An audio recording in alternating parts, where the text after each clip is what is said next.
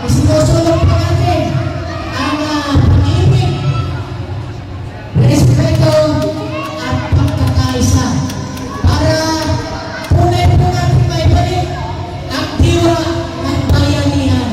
Isang makabuluhang pagtitipon ang isinagawa sa Barangay 34, Distrito 2, Caloocan City sa ilalim ng temang pag-ibig, respeto at pagkakaisa.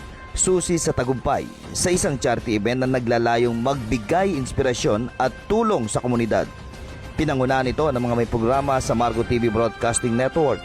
Katuwang at iba't ibang grupo at sponsors na patuloy na sumusuporta sa mga programang nagbibigay ng tapat na pagbabalita, balanseng impormasyon, entertainment at charity service.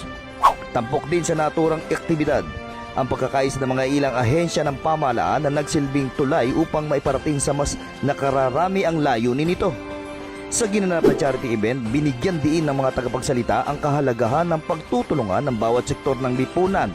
Ayon sa kanila, ang tunay na pagbabago ay nagsisimula sa pagkakaisa at malasakit sa kapwa. Ako si Rich Cruz, ako po ay presidente ng Rotary Club Manila Midtown. Sanay po kami maglingkod, magbigay ng serbisyo sa mga komunidad na nangangailangan po ng tulong. Tulad nito, mga charity. Ito po, nagsisimula na po sila mamimigay ng mga gift pack para sa mga kabataan. Ako po ang inyong lingkod, Rolly So, ng House of Representative. Mapapanood tuwing Huwebes, alas 12 ng hapon sa Margo TV. Yun lang po, maraming salamat. Isa lang po ang ginagawa po ng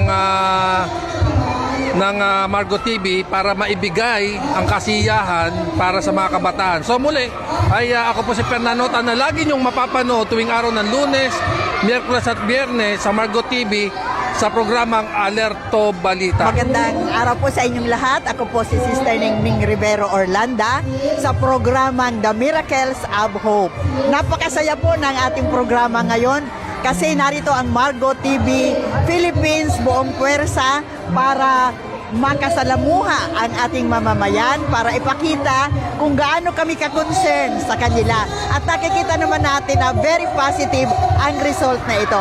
So Margo TV Philippines, congratulations at salamat po sa maraming sumuporta.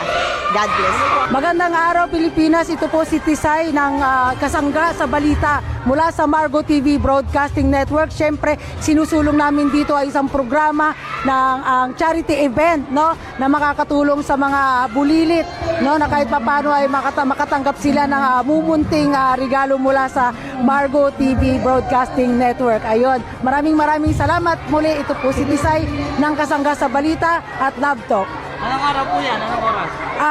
Ang Kasangga sa Balita ay tuwing Martes alas 5 ng hapon. Ganun din ang Love Talk, Martes at Huwebes alas 5 ng hapon. Manood po kayo. Salamat.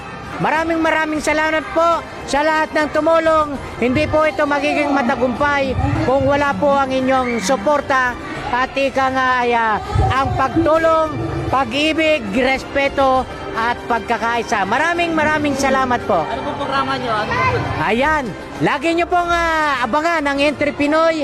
Alas 12 po na ang tanghali tuwing Monday sa Margo TV Broadcasting Network. At syempre, tuwing Wednesday, The Palace, 12:30 ng hapon. Yan. Bye-bye po. Magandang hapon. Magandang araw mga kababayan. Magkita-kita tayo sa susunod na mga araw sa Kasangga. Narito tayo sa outreach program. Maraming salamat sa pag-suporta nyo sa reforma. Magkita-kita tayo muli. Ma'am, ano pong programa nyo? Anong oras po? Ayan po, magkita-kita tayo sa Kasangga Tuesday, 5 p.m. Okay? Ano po kayo, ma'am? Ako po si Vicky, aka Vicky Morales. Pwede nyo rin ako tawagin Vicky siya Kasangga. Kasama natin si Tisay. Magkita-kita tayo muli. Magandang araw. Magandang hapon po sa ating lahat. Sir, ano po, kasalukuyan dito tayo ngayon sa Barangay 34, May Paho, Caloocan at ginaganap po natin itong ating outreach program. At kami po ay nagpapasalamat, lubos na nagpapasalamat sa ating mga sponsor. Kaya po tayo nandito at natupad pong ating pangarap na magkakaroon po tayo ng outreach program. Unang-una po ang aking pinasasalamatan ang atin pong main sponsor na si Sir Rolly So, si Sir Richmond Cross, sila po ay nasa Rotary Club ng Quezon City, and of course yung aking kasama sa Reforma Pilipinas na si Ma'am Donna Agustin. At yun lang po, ating pong tunghayan maya-maya ang mga kaganapan na nangyayari po dito sa ating outreach program. Magandang hapon po. Sino po sila, ma'am?